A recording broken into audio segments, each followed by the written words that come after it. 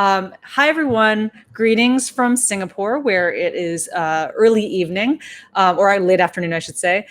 It is such a pleasure to be able to welcome all of you on behalf of the Google News Initiative. And a huge thanks to DataLEADS for convening such a wonderful community. We're so excited to be able to take part and really thrilled that we've been able to see such an incredible community come together.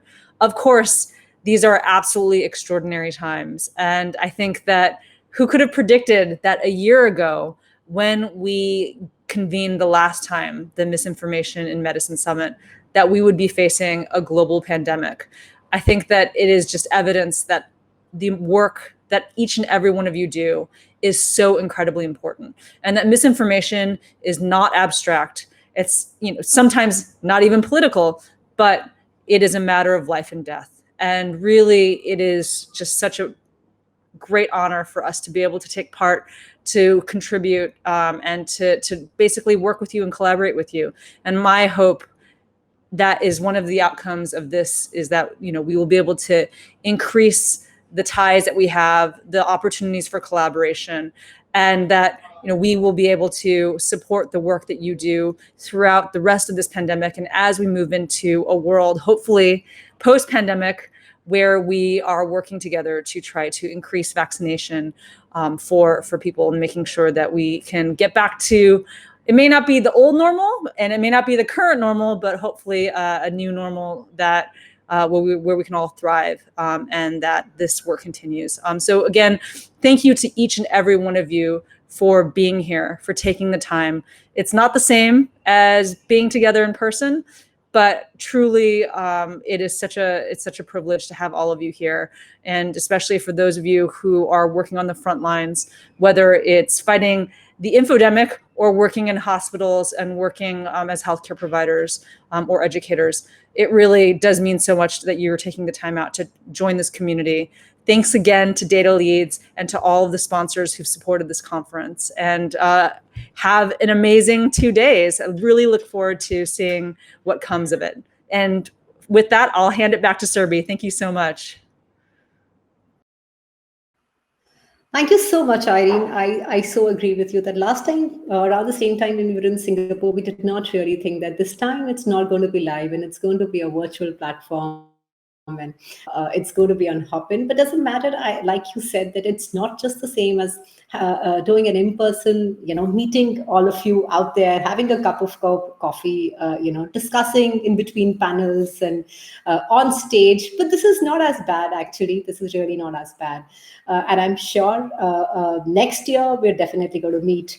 So moving on with the partner introductions, I'll invite our partners here to talk briefly about the work that they do.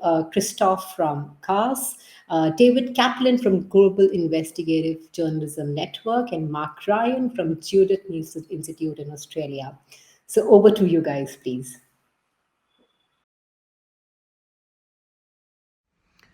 Good morning, everyone. My name is Christoph Grabitz. I'm the director of the Konrad Adenauer Stiftung's media program Asia. I'm talking to you from Singapore. Konrad Adenauer Stiftung is one of the political foundations from Germany. We are a global think tank with more than 120 offices around the globe. Joining in from our headquarters in Berlin this afternoon will be my colleague Martina Kaiser. Martina is a policy expert on global health, and she's going to speak in the panel on the global crisis responses to COVID-19. We are all in the midst of an unprecedented global crisis, and it goes without saying that this crisis has also had negative implications on the working journalists in Asia, particularly in the developing countries. They had to quickly adapt to completely new working styles of how to acquire information and how to fact check and how to actually carry out their work. Often enough, they were subject to open aggression by particularly autocratic leaders who abused the state of emergency to clamp down on freedom of the press and to target journalists. Last but not least, they had already been working in very difficult economic circumstances and environments. And due to the decrease in advertisement and the economic crisis that had been triggered by the pandemic, things got even worse. I have to say, and I would like to share this positive message with you right at the beginning of this event, I have to say that particularly young and innovative media outlets in this part of the world did an excellent job in adapting to this new situation and actually in making the best out of it. And to my mind, they were showcasing something that is very important, which is the meaning of journalism for the societies. Journalism, and this is something that we have seen in the last month, can actually save lives. And all the global health experts and all the journalists who are here today in the online audience, they are actually serving the same purpose, which is actually to serve the societies by detecting the truth and allowing the society to make informed choices, and not only the society, but also those who are in power. I'm very happy to partner in this event. I'm particularly happy because Syed Nazakat, who is the mastermind behind all of this, is one of our Adenauer Fellows, and he has kindly invited us to partner once again in this event. I hope we can use the momentum of the last month, can use it jointly to push forward the notion that fact-checking is not a luxurious thing, but that it actually saves lives and is important for the societies in which we are living. Thank you very much. Have a great conference ahead, and all my very best from Singapore. Hello, everyone. I'm David Kaplan of the Global Investigative Journalism Network, GIJN. It is my pleasure to welcome you on behalf of GIJN to the Misinformation in Medicine Summit. Big thanks to our friends at DataLEADS for organizing this and to the Google News Initiative for hosting it. GIJN is the International Association for Investigative Journalists. Our members include 203 nonprofit organizations in 80 countries. Among them are reporting centers, training institutes, academic departments, and media development organizations. Our core mission is strengthening and supporting quality investigative journalism around the world. It is with that in mind that I'm so delighted to join this important conference, Combating Misinformation in Medicine. The need for this has never been greater. We're meeting, of course, amid a global pandemic and, equally important, a tsunami of false claims, conspiracy theories, and disinformation that seems to be growing greater by the day. The pandemic has taken its toll on the journalism community. It's made a tough economic climate even worse for independent media outlets. Many are teetering on the brink of survival. At the same time, like first responders in the medical community, journalists are on the front lines in this battle. And the best estimates are we've lost about 500 people in the news media in 53 countries to COVID-19, and the number is growing rapidly. So the stakes are considerable for us as well as our colleagues in the medical communities. GIJN, with its partners like DataLEADS, is working hard to help journalists fight back against the crisis. Since the pandemic began, we have produced 36 webinars on COVID-19 on various aspects such as how to investigate medical supply chains and personal safety best practices for journalists around the world. You can find those and other resources on our website, gijn.org. At this conference, we're pleased to introduce and launch our latest guide, Investigating Health and Medicine. The guide shows journalists how to use evidence-based reporting to look at various aspects of medical studies, at testing, vaccines, and at drug approval.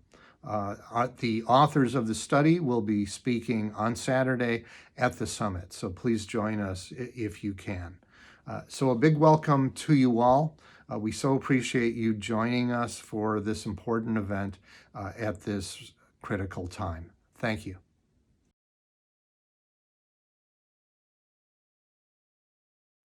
Hello everyone, my name's Mark Ryan. I'm the Executive Director of the Judith Neilson Institute based in Sydney.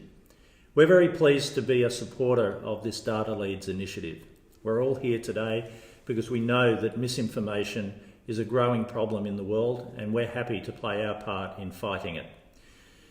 For those of you that are not aware, Judith Neilson Institute is relatively new. We were established about 2 years ago and we operate across 3 broad areas. One is as a grant-making organisation, and it's through these grants that we collaborate with media around the world to produce more and better journalism.